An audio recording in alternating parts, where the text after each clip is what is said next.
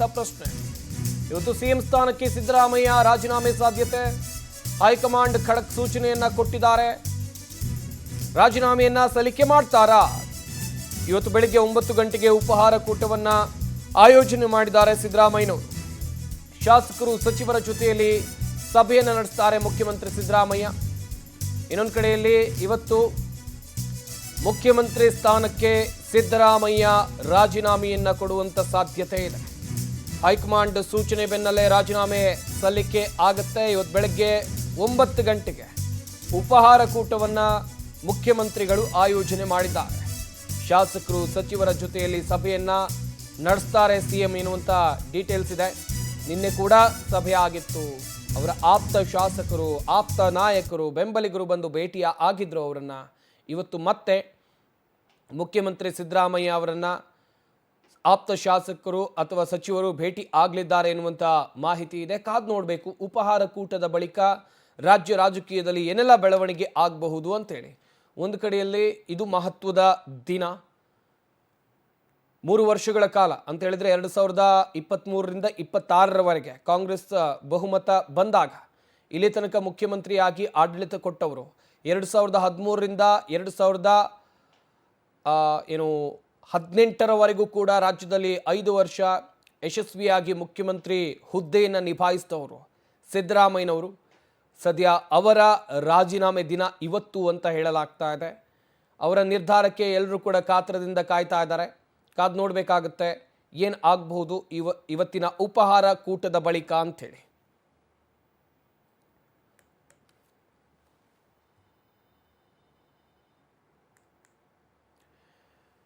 ಇವತ್ತು ಸಿಎಂ ಸಿದ್ದರಾಮಯ್ಯ ರಾಜಕೀಯ ಜೀವನದ ಬಿಗ್ ಡೇ. ಸಿಎಂ ಸಿದ್ದರಾಮಯ್ಯ ಇವತ್ತು ಕೈಗೊಳ್ಳುವಂತ ನಿರ್ಧಾರ ಏನಾಗಿರುತ್ತೆ ಸದ್ಯಕ್ಕಿರುವಂತ ಪ್ರಶ್ನೆ ಇದು. ಮುಖ್ಯಮಂತ್ರಿ ಸಿದ್ದರಾಮಯ್ಯ ಅವರ ರಾಜಕೀಯ ಜೀವನದ ಬಿಗ್ ಡೇ ಇವತ್ತು. ಸಿಎಂ ಇವತ್ತು ಕೈಗೊಳ್ಳುವಂತ ನಿರ್ಧಾರ ಏನಾಗಿರಬಹುದು? 1983ರಲ್ಲಿ ಮೊದಲ ಬಾರಿ ಶಾಸಕರಾಗಿ ವಿಧಾನಸಭೆಯನ್ನ ಸಿದ್ದರಾಮಯ್ಯ ಪ್ರವೇಶ ಮಾಡ್ತಾರೆ. ರಾಜಕೀಯ ಜೀವನದಲ್ಲಿ ಹಂತ ಹಂತವಾಗಿ ಉನ್ನತ ಸ್ಥಾನಮಾನವನ್ನು ಪಡಿತಾರೆ. 43 ವರ್ಷಗಳ ರಾಜಕೀಯ ಜೀವನ, ಸುದೀರ್ಘ ರಾಜಕೀಯ ಜೀವನದಲ್ಲಿ 10 ನಿರ್ಧಾರವನ್ನು ತೆಗೆದುಕೊಂಡಿದ್ದಾರೆ. ಶಾಸಕರಾಗಿ, ಡಿಸಿಎಂ ಆಗಿ, ಸಿಎಂ ಆಗಿ ಹಲವು ಮಹತ್ವದ ಯೋಜನೆಗಳನ್ನ ರಾಜ್ಯದ ಜನರಿಗೆ ಕೊಟ್ಟಿದ್ದಾರೆ. 2 ಅವಧಿಯಲ್ಲಿ ಹಲವು ನಿರ್ಧಾರಗಳಿಂದ ಸಿದ್ದು ಫೇಮಸ್ ಆಗ್ತಾರೆ. ಸಿಎಂ ಜೀವನದಲ್ಲಿ ಇವತ್ತಿನ ನಿರ್ಧಾರ ಮಹತ್ವದ ಮೈಲಿಗಲ್ಲು ಅಂತ ಹೇಳಲಾಗ್ತಾ ಇದೆ. ಅವರ ಒಂದೇ ಒಂದು ನಿರ್ಧಾರಕ್ಕಾಗಿ, ಅವರ ಒಂದೇ ಒಂದು ಹೇಳಿಕೆಗಾಗಿ ಇಡೀ ಕಾಂಗ್ರೆಸ್ ಕಾಯ್ತಾ ಇದೆ, ಇಡೀ ರಾಜ್ಯದ ಜನ ಕಾಯ್ತಾ ಇದ್ದಾರೆ. ಸಿದ್ದರಾಮಯ್ಯ ಅವರ 43 ವರ್ಷಗಳ ರಾಜಕೀಯ ಜೀವನದಲ್ಲಿ 10 ನಿರ್ಧಾರವನ್ನು ತೆಗೆದುಕೊಂಡಿದ್ದಾರೆ ಅಂತ ನಾನು ಹೇಳ್ತಾ ಇದ್ದೆ. ವಿರೋಧ ಪಕ್ಷದ ನಾಯಕನಾಗಿ, ಶಾಸಕನಾಗಿ, ಉಪಮುಖ್ಯಮಂತ್ರಿಯಾಗಿ, ಹಾಗೆಯೇ ಮುಖ್ಯಮಂತ್ರಿಯಾಗಿ ರಾಜ್ಯದ ಜನರಿಗೆ ಜನಪರ ಯೋಜನೆಗಳನ್ನು ಪರಿಚಯಿಸಿದಂಥ ವ್ಯಕ್ತಿ ಸಿದ್ದರಾಮಯ್ಯ. ಆದರೆ ಅವರ ಜೀವನದ ಮಹತ್ವದ ದಿನ ಇವತ್ತು. ಬಿಗ್ ಡೇ, ರಾಜಕೀಯ ಜೀವನದಲ್ಲೇ ಬಿಗ್ ಡೇ. ಈ ರೀತಿಯಾದಂಥ ಸಿಚುವೇಶನನ್ನು ಎಲ್ಲೂ ಕೂಡ ಅವರು ಇಲ್ಲ ರಾಜಕೀಯ ಜೀವನದಲ್ಲಿ. ಆದರೆ ಇವತ್ತು ರಾಜೀನಾಮೆಯ ನಿರ್ಧಾರಕ್ಕೆ ಬಂದಿದ್ದಾರೆ. ಒಂದು ಕಡೆಯಲ್ಲಿ ಬ್ರೇಕ್ಫಾಸ್ಟ್ ಮೀಟಿಂಗನ್ನು ಆಯೋಜನೆ ಮಾಡಿದ್ದಾರೆ. ಈ ಬ್ರೇಕ್ಫಾಸ್ಟ್ ಮೀಟಿಂಗ್ ಆದಮೇಲೆ ಏನಾಗಬಹುದು ಲೆಕ್ಕಾಚಾರಗಳು ಜೋರಾಗ್ತಾ ಇದೆ. ಹೈಕಮಾಂಡ್ ಹೇಳಿದಂತೆ ಇವತ್ತು ನಿರ್ಧಾರವನ್ನು ಪ್ರಕಟ ಮಾಡ್ತಾರಾ ಸಿಎಂ ಸಿದ್ದರಾಮಯ್ಯ? ಮೇ 26ರಂದು ದೆಹಲಿಯಲ್ಲಿ ಹೈಕಮಾಂಡ್ ಜೊತೆ ಏಕಾಂಗಿಯಾಗಿ ಚರ್ಚೆಯನ್ನ ಮಾಡಿದ್ರು. ಅಲ್ಲಿ ಆಪ್ತರು ಇರಲಿಲ್ಲ, ಕೇವಲ ಡಿಸಿಎಂ ಉಪಸ್ಥಿತಿಯಲ್ಲಿ ವರಿಷ್ಠರ ಜೊತೆಯಲ್ಲಿ ಚರ್ಚೆಯನ್ನ ಮಾಡಿದ್ರು. ದೆಹಲಿಯಿಂದ ಬಂದ ಬಳಿಕ ಆಪ್ತರ ಜೊತೆಯಲ್ಲಿ ಸುದೀರ್ಘವಾಗಿ ಮಾತುಕತೆಯನ್ನ ಸಿದ್ದರಾಮಯ್ಯ ನಡೆಸಿದ್ದಾರೆ. ಈ ವೇಳೆ ಸಿದ್ದರಾಮಯ್ಯ ಅವರಿಗೆ ರಾಜೀನಾಮೆಯನ್ನ ಸಲ್ಲಿಸಬೇಡಿ ಅಂತೇಳಿ ಅವರ ಆಪ್ತರು ಒತ್ತಡವನ್ನ ಹೇರಿರೋದು. ಆದರೆ ಆಪ್ತರಿಗೂ ಯಾವುದೇ ಭರವಸೆಯನ್ನ ಸಿಎಂ ಇದುವರೆಗೂ ಕೊಟ್ಟಿಲ್ಲ. ಎಲ್ಲ ವಿಚಾರ ಇವತ್ತಿನ ಪ್ರೆಸ್ ಮೀಟ್ನಲ್ಲಿ ತಿಳಿಸ್ತೀನಿ ಅಂತೇಳಿ ಸಿದ್ದರಾಮಯ್ಯ ಹೇಳ್ತಾ ಇದ್ದಾರೆ. ಸಿಎಂ ಸುದ್ದಿಗೋಷ್ಠಿಯಲ್ಲಿ ತಿಳಿಸುವಂತ ನಿರ್ಧಾರದ ಬಗ್ಗೆ ಸದ್ಯಕ್ಕಂತೂ ಕುತೂಹಲ ಖಂಡಿತವಾಗ್ಲೂ ಇದ್ದೇ ಇದೆ. ಆಗ್ಲೇ ಹೇಳ್ತಾ ಇದ್ದೆ 43 ವರ್ಷಗಳ ಸುದೀರ್ಘ ರಾಜಕೀಯ ಜೀವನ ಅಂತೇಳಿ. ಬಟ್ ಇವತ್ತು ಏನಾಗುತ್ತೆ? ಹೈಕಮಾಂಡ್ ನಾಯಕರ ಜೊತೆಯಲ್ಲಿ ಚರ್ಚೆ ಮಾಡಿದ್ದಾರೆ, ಅಲ್ಲಿ 1 to 1. ಅದಕ್ಕಿಂತ ಮುಂಚಿತವಾಗಿ ಅವರ ಆಪ್ತರನ್ನ ಭೇಟಿಯಾಗಿದ್ದಾರೆ. ಹೈಕಮಾಂಡ್ ನಾಯಕರನ್ನ ಭೇಟಿಯಾಗಿ ವಾಪಸ್ ಬಂದ ಬಳಿಕ ಅಲ್ಲಿ ಹೈಕಮಾಂಡ್ ನಾಯಕರನ್ನ ಭೇಟಿಯಾಗುವಾಗ ಅವ್ರ ಜೊತೆಯಲ್ಲಿ ಯಾರೂ ಆಪ್ತರು ಇರಲಿಲ್ಲ. ಒಂಟಿಯಾಗಿ ಹೈಕಮಾಂಡ್ ನಾಯಕರನ್ನ ಎದುರಿಸಿದ್ದು, ತಮ್ಮ ನಿರ್ಧಾರವನ್ನು ತಿಳಿಸಿದ್ದು, ಹೈಕಮಾಂಡ್ ನಾಯಕರು ಹೇಳಿದ್ದನ್ನು ಒಪ್ಕೊಂಡು ಬಂದಿತ್ತು. ಬಟ್ ಬಂದಾದ್ಮೇಲೆ ಚರ್ಚೆಯನ್ನು ಮಾಡಿದ್ದಾರೆ. ಆಪ್ತರ ಜೊತೆಯಲ್ಲಿ ಆಪ್ತ ನಾಯಕರು, ಸಚಿವರು, ಶಾಸಕರ ಜೊತೆಯಲ್ಲಿ ಚರ್ಚೆ ಮಾಡಿದ್ದಾರೆ. ಅವ್ರು ಹೇಳ್ತಾ ಇರೋದು ಒಂದೇ, ನೀವು ಇಷ್ಟು ಬೇಗ ರಾಜೀನಾಮೆಯನ್ನು ಕೊಡಬೇಡಿ, ರಾಜೀನಾಮೆ ಕೊಡೋ ನಿರ್ಧಾರ ಸರಿಯಲ್ಲ, ಈ ನಿರ್ಧಾರವನ್ನು ಮತ್ತೊಮ್ಮೆ ಪರಿಶೀಲಿಸಿ, ಹೀಗೆ ಒತ್ತಡವನ್ನು ಹೇರ್ತಾ ಇದ್ದಾರೆ. ಆದರೆ ಆಪ್ತರಿಗೂ ಕೂಡ ಮುಖ್ಯಮಂತ್ರಿಗಳು ಯಾವುದೇ ಭರವಸೆಯನ್ನು ಕೊಟ್ಟಿಲ್ಲ, ನಾನು ಏನು ನಿರ್ಧಾರವನ್ನು ಮುಂದೆ ಕೈಗೊಳ್ತೀನಿ ಅಂತೇಳಿ. ಬಟ್ ವೆರಿ ಇಂಟ್ರೆಸ್ಟಿಂಗ್, ಕುತೂಹಲ ಖಂಡಿತವಾಗಿ ಇದೆ ಸಿದ್ದರಾಮಯ್ಯನವರ ನಿರ್ಧಾರದ ಬಗ್ಗೆ.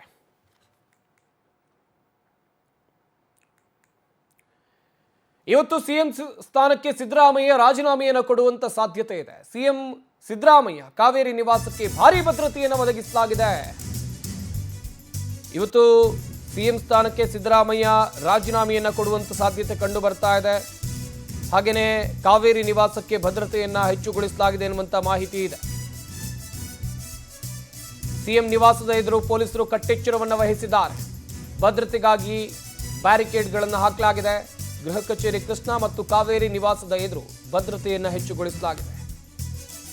ಮುಖ್ಯಮಂತ್ರಿ ಸಿದ್ದರಾಮಯ್ಯ ಅವರ ರಾಜೀನಾಮೆ ದಿನ ಅಂತ ಹೇಳಲಾಗ್ತಾ ಇದೆ. ಹೀಗಾಗಿ ಕಾವೇರಿ ನಿವಾಸ ಮತ್ತು ಅವರ ಗೃಹ ಕಚೇರಿ ಕೃಷ್ಣ ಎರಡಕ್ಕೂ ಕೂಡ ಹೆಚ್ಚಿನ ಭದ್ರತೆಯನ್ನ ನಿಯೋಜನೆ ಮಾಡಲಾಗಿದೆ ಎನ್ನುವಂತ ಮಾಹಿತಿ ಇದೆ. ನಿವಾಸದ ಮುಂಭಾಗದಲ್ಲಿ ಪೊಲೀಸರು ಯಾವ ರೀತಿಯಾಗಿ ಕಟ್ಟೆಚ್ಚರವನ್ನು ವಹಿಸಿದ್ದಾರೆ ಪೊಲೀಸ್ ಸಿಬ್ಬಂದಿ ನೋಡ್ತಾ ಇರಬಹುದು. ಹಾಗೆಯೇ ಗೃಹ ಕಚೇರಿ ಕೃಷ್ಣಾದಲ್ಲೂ ಕೂಡ ಸಾಕಷ್ಟು ಭದ್ರತೆ ಇದೆ. ಇದು ಕಾವೇರಿ ನಿವಾಸದ ಮುಂಭಾಗದ ದೃಶ್ಯಾವಳಿಗಳು. ಸಾಕಷ್ಟು ಪೊಲೀಸ್ ಭದ್ರತೆಯನ್ನು ಒದಗಿಸಲಾಗಿದೆ. ಇನ್ನೊಂದು ಕಡೆಯಲ್ಲಿ ಗೃಹ ಕಚೇರಿ ಕೃಷ್ಣ ಮುಂದೆಯೂ ಕೂಡ ಸಾಕಷ್ಟು ಪೊಲೀಸರನ್ನ ಭದ್ರತೆಗಾಗಿ ನಿಯೋಜನೆ ಮಾಡಲಾಗಿದೆ. ಒಂದು ಕಡೆಯಲ್ಲಿ ಯಾವುದೇ ರೀತಿಯಾಗಿ ಅಹಿತಕರ ಘಟನೆಗಳು ನಡೀಬಾರದು ಎನ್ನುವಂಥ ನಿಟ್ಟಿನಲ್ಲೂ ಕೂಡ ಎಲ್ಲ ತಯಾರಿಯನ್ನು ಪೊಲೀಸರು ಮಾಡಿಕೊಂಡಿದ್ದಾರೆ. ಇತ್ತ ಡಿಸಿಎಂ ಡಿಕೆ ಶಿವಕುಮಾರ್ ಅವರ ಸದಾಶಿವನಗರ ನಿವಾಸವನ್ನು ನೀವಿಲ್ಲಿ ನೋಡ್ತಾ ಇದ್ದೀರಾ. ಇಲ್ಲೂ ಕೂಡ ಭದ್ರತೆಯನ್ನು ಹೆಚ್ಚುಗೊಳಿಸಲಾಗಿದೆ. ಸಾಕಷ್ಟು ಪೊಲೀಸರನ್ನ ನಿಯೋಜನೆ ಮಾಡಲಾಗಿದೆ. ನಿನ್ನೆ ಡಿಸಿಎಂ ಡಿಕೆ ಶಿವಕುಮಾರ್ ಅವರು ಏರ್ಪೋರ್ಟ್ನಿಂದ ಬೆಂಗಳೂರಿಗೆ ಬರುವಾಗಲೂ ಕೂಡ ಭದ್ರತೆಯಲ್ಲೇ ಬಂದಿದ್ದರು. ಹೆಚ್ಚಿನ ಭದ್ರತೆಯನ್ನು ಅವರಿಗೆ ಒದಗಿಸಲಾಗಿತ್ತು. ಇವತ್ತು ಕೂಡ ಒಂದು ಕಡೆಯಲ್ಲಿ ಮುಖ್ಯಮಂತ್ರಿಗಳ ನಿವಾಸ, ಇನ್ನೊಂದು ಕಡೆಯಲ್ಲಿ ಉಪಮುಖ್ಯಮಂತ್ರಿಗಳ ನಿವಾಸ, ಎರಡನ್ನೂ ಕೂಡ ನೋಡ್ತಾ ಇದ್ದೀರಾ. ಎರಡೂ ಕಡೆಯಲ್ಲೂ ಭದ್ರತೆಯನ್ನು ಹೆಚ್ಚುಗೊಳಿಸಲಾಗಿದೆ. ಕಾರಣ ಇವತ್ತು ರಾಜ್ಯ ರಾಜಕೀಯದಲ್ಲಿ ಏನಾದರೂ ದೊಡ್ಡ ಮಟ್ಟದ ಬದಲಾವಣೆ ಆಗುತ್ತೆ ಅಂತ ಹೇಳಿ. ಹಾಗೆಯೇ ಒಂದು ಕಡೆಯಲ್ಲಿ ಪೊಲೀಸರ ನಿಯೋಜನೆ ಆಗಿರುವಂಥ ದೃಶ್ಯಗಳನ್ನು ನೀವಿಲ್ಲಿ ನೋಡ್ತಾ ಇದ್ದೀರಾ. ಬ್ಯಾರಿಕೇಡ್ಗಳನ್ನು ಹಾಕಲಾಗಿದೆ. ದಿನನಿತ್ಯ ಇರುವಂಥ ಭದ್ರತೆಗಿಂತ ಅತಿ ಹೆಚ್ಚಿನ ಭದ್ರತೆಯನ್ನು ಇವತ್ತು ಕೊಡಲಾಗಿದೆ. ಗೃಹ ಕಚೇರಿ ಕೃಷ್ಣ ಆಗಲಿ, ಕಾವೇರಿ ನಿವಾಸ ಆಗಲಿ, ಅಲ್ಲಿ ಭದ್ರತಾ ಸಿಬ್ಬಂದಿ ಯಾವತ್ತೂ ಇರ್ತಾರೆ. ಬಟ್ ಎಂದಿಗಿಂತ ಇವತ್ತು ಹೆಚ್ಚಾಗಿದೆ.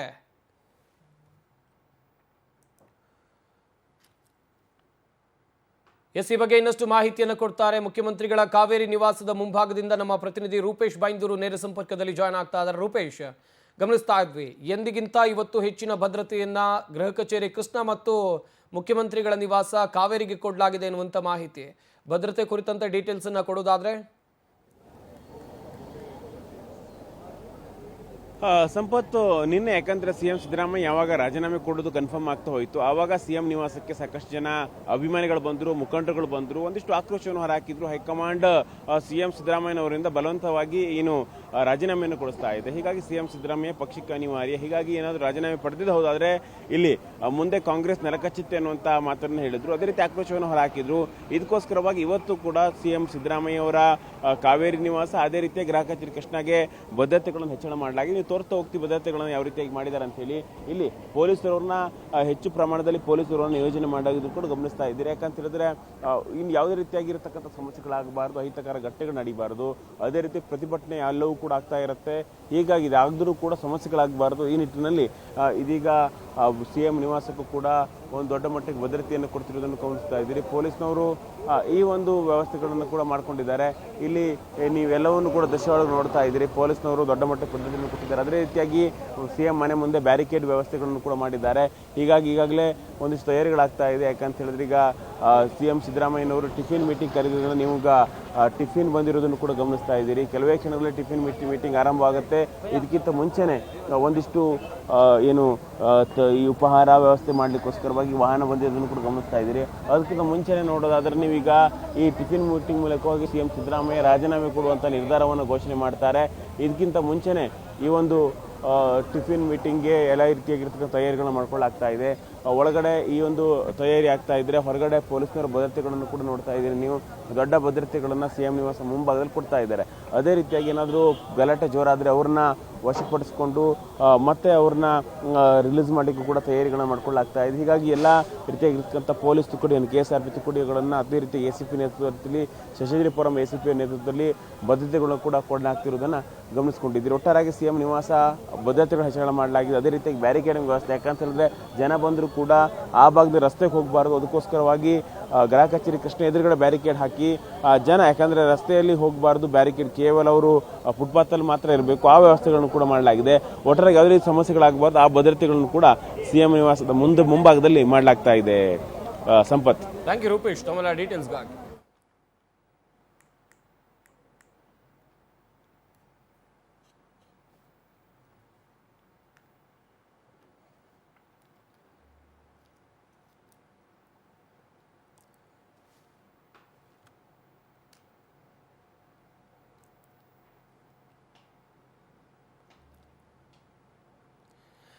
ಒಂದ್ ಕಡೆಯಲ್ಲಿ ಗೃಹ ಕಚೇರಿ ಕೃಷ್ಣ ಮತ್ತು ಕಾವೇರಿ ಎರಡಕ್ಕೂ ಕೂಡ ಹೆಚ್ಚಿನ ಭದ್ರತೆಯನ್ನು ಒದಗಿಸಲಾಗಿದೆ. ಮುಖ್ಯಮಂತ್ರಿ ಸಿದ್ದರಾಮಯ್ಯ ಅವರ ನಿವಾಸದಲ್ಲಿ ಬ್ರೇಕ್ಫಾಸ್ಟ್ ಮೀಟಿಂಗ್ ಆಯೋಜನೆ ಮಾಡಲಾಗಿದೆ. ಸಿದ್ಧತೆಗಳು ಜೋರಾಗಿ ನಡೀತಾ ಇವೆ.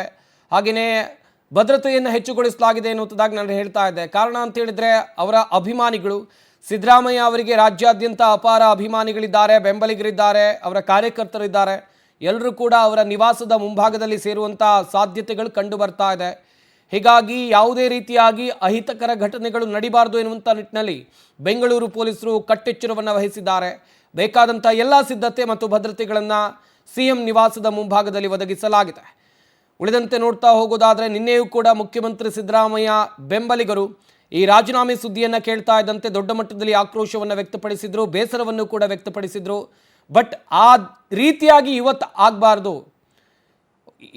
ಯಾಕಂತ ಹೇಳಿದ್ರೆ ಸರ್ವೇ ಸಾಮಾನ್ಯ ಅವರ ಬೆಂಬಲಿಗರು ಅವರ ನಿವಾಸದ ಮುಂಭಾಗಕ್ಕೆ ಬರೋದು, ಅವರ ಅಭಿಮಾನಿಗಳು ಕಾರ್ಯಕರ್ತರು ಅವರ ನಿವಾಸದ ಮುಂಭಾಗದಲ್ಲಿ ಬರೋದು. ಬಟ್ ಇವತ್ತು ಬಂದರೂ ಕೂಡ ಯಾವುದೇ ಅಹಿತಕರ ಘಟನೆಗಳು ಗಲಾಟೆಗಳು ಆಗಬಾರ್ದು ಎನ್ನುವಂಥ ಕಾರಣಕ್ಕಾಗಿ ಹೆಚ್ಚಿನ ಪೊಲೀಸ್ ಭದ್ರತೆಯನ್ನು ಮುಖ್ಯಮಂತ್ರಿಗಳ ನಿವಾಸದ ಮುಂಭಾಗದಲ್ಲಿ ನಿಯೋಜನೆ ಮಾಡಲಾಗಿದೆ. ನೋಡ್ತಾ ಇರ್ಬೋದು, ಒಂದು ಕಡೆಯಲ್ಲಿ ನಿನ್ನೆಯೂ ಕೂಡ ಸಿದ್ದರಾಮಯ್ಯನವರು ಬಂದ ವೇಳೆಯಲ್ಲಿ ವಿಧಾನಸೌಧಕ್ಕೆ ಬರುವಂಥ ಸಂದರ್ಭ ಆಗಿರಬಹುದು, ರಾಜ್ಯದ ಬೇರೆ ಬೇರೆ ಕಡೆಗಳಲ್ಲಾಗಿರಬಹುದು, ಅವರ ಅಭಿಮಾನಿಗಳು ಹೇಗೆ ಬೇಸರವನ್ನು ವ್ಯಕ್ತಪಡಿಸಿದ್ರು, ಕಾಂಗ್ರೆಸ್ ಹೈಕಮಾಂಡ್ ನಿರ್ಧಾರಕ್ಕೆ ಹೇಗೆ ಆಕ್ರೋಶವನ್ನು ವ್ಯಕ್ತಪಡಿಸಿದ್ರು, ಎಲ್ಲವನ್ನು ಕೂಡ ನೋಡಿದ್ರೆ. ಬಟ್ ಇವತ್ತು ಆ ರೀತಿ ಆಗಬಾರ್ದು. ವೆರಿ ಬಿಗ್ ಡೇ ಅಂತ ಹೇಳ್ಬೋದು ಇದು ರಾಜಕೀಯದ ಪಾಲಿಗೆ. ಒಂದು ಕಡೆಯಲ್ಲಿ ಬ್ರೇಕ್ಫಾಸ್ಟ್ ಮೀಟಿಂಗ್ಗೆ ಸಿದ್ಧತೆಗಳನ್ನು ಮಾಡಿಕೊಳ್ಳಲಾಗ್ತಾ ಇದೆ. ಇನ್ನು ಕೆಲವೇ ಕ್ಷಣದಲ್ಲಿ ಬ್ರೇಕ್ಫಾಸ್ಟ್ ಮೀಟಿಂಗ್ ಆರಂಭ ಆಗುವಂಥ ಸಾಧ್ಯತೆಗಳು ಕೂಡ ಕಂಡು ಬರ್ತಾ ಇದೆ. ಸಿಎಂ ನಿವಾಸಕ್ಕೆ ಅವರ ಆಪ್ತ ಶಾಸಕರು, ಸಚಿವರು ಎಲ್ಲರೂ ಕೂಡ ಬರ್ತಾ ಇದ್ದಾರೆ. ಶಾಸಕ ಕುಣಿಗಲ್ ರಂಗನಾಥ್ ಅವರು ಕೂಡ ಮುಖ್ಯಮಂತ್ರಿಗಳ ನಿವಾಸಕ್ಕೆ ಬಂದಿರುವಂತಹ ವಿಜುವಲ್ಸ್ಗಳನ್ನು ನೀವಿಲ್ಲಿ, ಹಾಗೆಯೇ ಕುಣಿಗಲ್ ರಂಗನಾಥ್ ಅವರು DCM DK ಶಿವಕುಮಾರ್ ಅವರ ನಿವಾಸಕ್ಕೆ ಬಂದಿರುವಂಥ ವಿಜುವಲ್ಸ್ಗಳನ್ನು ನೀವಿಲ್ಲಿ ನೋಡ್ತಾ ಇದ್ದೀರಾ. DCM DK ಶಿವಕುಮಾರ್ ಅವರ ಸದಾಶಿವನಗರ ನಿವಾಸಕ್ಕೆ ಶಾಸಕ ಕುಣಿಗಲ್ ರಂಗನಾಥ್ ಅವರು ಭೇಟಿ ಕೊಟ್ಟಿದ್ದಾರೆ. DCM DK ಶಿವಕುಮಾರ್ ಅವರನ್ನು ಭೇಟಿ ಆಗ್ತಾರೆ. ಅವರ ಆಪ್ತ ವಲಯದಲ್ಲಿ ಗುರುತಿಸಿಕೊಂಡಿರುವಂಥ ಶಾಸಕರಲ್ಲಿ ಕುಣಿಗಲ್ ರಂಗನಾಥ್ ಕೂಡ ಒಬ್ಬರು. DK ಶಿವಕುಮಾರ್ ಅವರ ಆಪ್ತ ವಲಯದಲ್ಲಿ ಕುಣಿಗಲ್ ರಂಗನಾಥ್ ಕೂಡ ಗುರುತಿಸಿಕೊಂಡಿದ್ದಾರೆ. ಬೆಳಗ್ಗೆ DCM ನಿವಾಸಕ್ಕೆ ತೆರಳಿದ್ದಾರೆ ಕುಣಿಗಲ್ ರಂಗನಾಥ್. ಭೇಟಿಯಾಗಿ ಅಲ್ಲಿಂದ ಅವರು CM ನಿವಾಸಕ್ಕೆ ಬರುವಂಥ ಸಾಧ್ಯತೆ ಕಂಡು ಬರ್ತಾ ಇದೆ.